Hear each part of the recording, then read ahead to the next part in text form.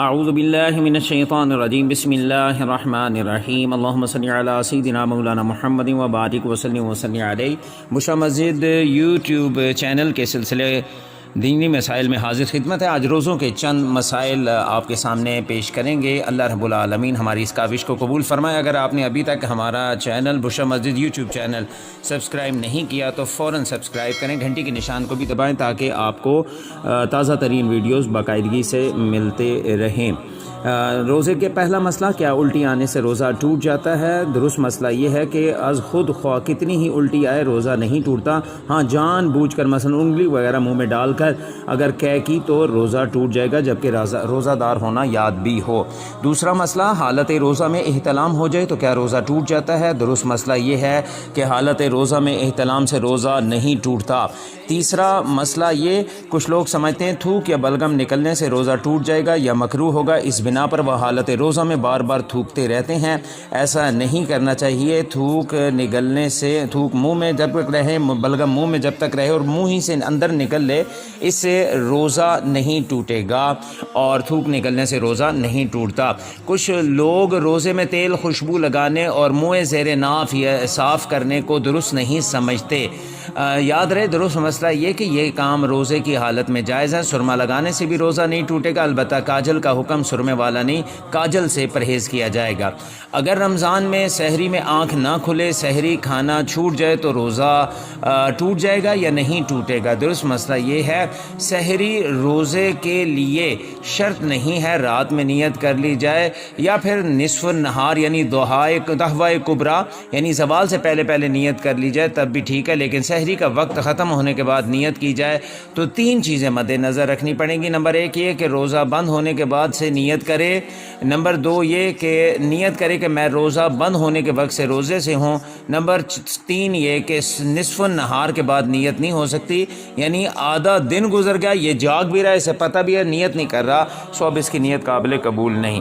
رات میں اگر غسل فرض ہو جائے تو اب روزہ شروع ہونے کے بعد کلی یا ناک میں پانی افطار کے وقت ہی ڈالیں گے۔ یاد رہے، اس مسئلے کو ہم واضح کرتے ہیں کہ روزہ شروع ہونے سے پہلے کسی بھی وجہ سے غسل فرض ہو یا روزے میں احتلام ہو جائے تو غروب کا انتظار نہیں کریں گے۔ روزہ کی حالت میں نہانا ہو تب بھی غسل کے تمام فرائض ادا کیے جائیں گے۔ پورے جسم پر پانی بہانے کے ساتھ ساتھ غسل میں کلی کرنا، ناک کے پورے نرم حصے میں پانی پہنچانا فرض ہے، اس کے بغیر غسل نہ ہوگا، نہ نمازیں ہوں گی۔ یاد رہے کہ روزہ ہو تو غرارہ نہیں کریں گے۔ عام دنوں میں بھی غرارہ غسل کا فرض یا کلی کا حصہ نہیں ہے، جداگانہ سنت ہے، وہ بھی اس وقت جب روزہ نہ ہو۔ البتہ روزے کی حالت میں ناک میں پانی سانس کے ذریعے اوپر کھینچنے کی اجازت نہیں ہے۔ کیا حالت روزہ میں مسواک کی جا سکتی ہے؟ کی جا سکتی ہے۔ احتیاط رہے کہ ریشے مسواک کے حلق سے نیچے نہ جائیں۔ جب تک اذان ہوتی رہے گی سحری میں کھانا پینا جاری رکھا جا سکتا ہے۔ یاد رہے کہ جب تک سحری کا وقت ختم ہو جاتا ہے جس وقت، تو اذان فجر اور نماز فجر کا وقت شروع ہو جاتا ہے۔ لہٰذا جو سحری بند ہونے کے باوجود اذان شروع یا ختم ہونے کا انتظار کرتے ہوئے کھاتا پیتا رہا، اس نے گویا اپنا روزہ برباد کیا۔ جو ہی وقت ہو جائے کھانا پینا بند فرما دیجیے۔ چوٹ وغیرہ لگنے سے خون نکل آئے اگر حالت روزہ میں، یا خون ٹیسٹ کروانے سے روزے پر کیا کوئی اثر پڑتا ہے؟ جسم سے کوئی چیز باہر آنے پر روزہ نہیں ٹوٹتا، لہٰذا ٹیسٹ کے لیے خون نکلنے یا زخمی ہونے پر خون بہنے سے روزہ نہیں ٹوٹے گا۔ روزہ کسی چیز کے براہ راست ذریعے سے جوف یعنی معدے یا دماغ تک پہنچنے پر ٹوٹتا ہے، لہٰذا اس عمل سے جو خون نکالا یعنی ٹیسٹ کے لیے خون نکالا، اس سے روزہ نہیں ٹوٹے گا۔ روزے میں انجیکشن لگانے سے کیا روزہ ٹوٹ جاتا ہے؟ نہیں۔ اگر یہ سوچ ان علماء کی پیروی ہے جن کا موقف یہی ہے تو ٹھیک ہے، یعنی دو طبقے، ایک طبقہ کہتا ہے کہ ٹوٹ جاتا ہے، لیکن قوی اور مضبوط دلائل ہے۔ وہ کیا ہے؟ انجیکشن لگانے سے روزہ نہیں ٹوٹتا، خواہ وہ نس میں لگے یا مسل یعنی گوشت میں لگایا جائے۔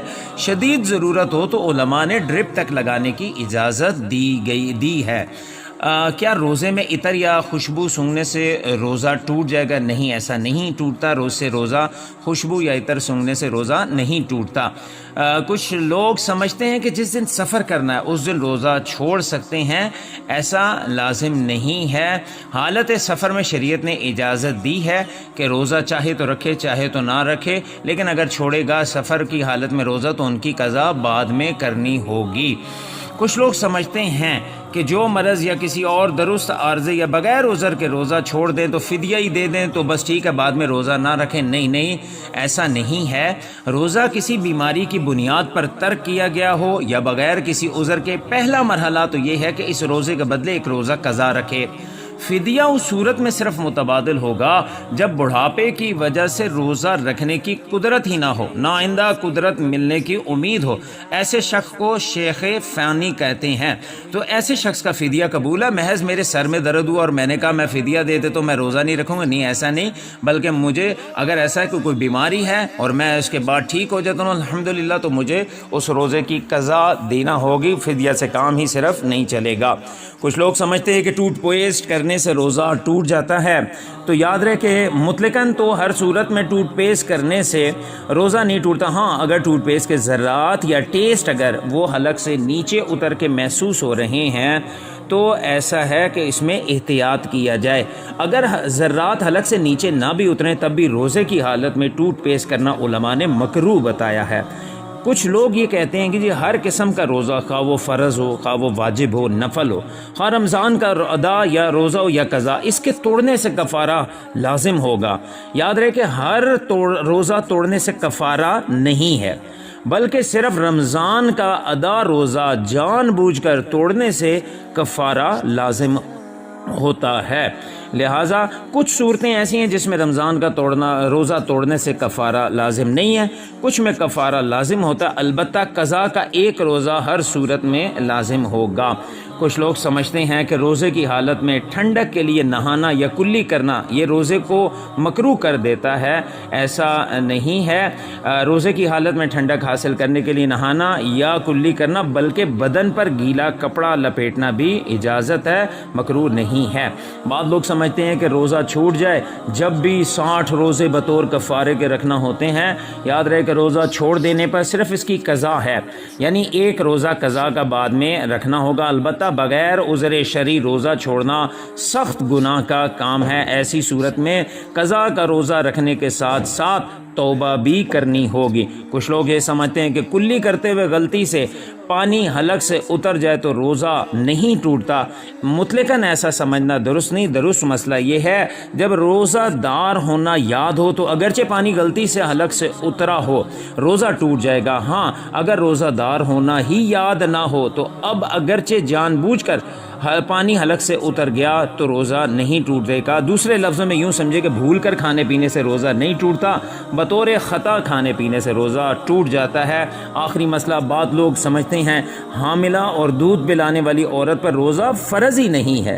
یاد رکھیں درست مسئلہ تو یہ ہے، اگر حاملہ اور دودھ پلانے والی عورت روزہ رکھنے پر قادر ہو تو اس پر بھی روزہ رکھنا فرض ہے۔ ہاں، اگر روزہ رکھنے سے اپنی یا بچے کی جان کو نقصان پہنچنے کا صحیح اندیشہ ہو تو اس صورت میں وہ رمضان کا روزہ چھوڑ سکتی ہے، لیکن جتنے روزے چھوڑے گی وہ بعد میں قضا رکھنے ہوں گے۔ اللہ رب العالمین ہمیں دینی مسائل سمجھنے اور ان پر عمل کرنے کی توفیق عطا فرمائے۔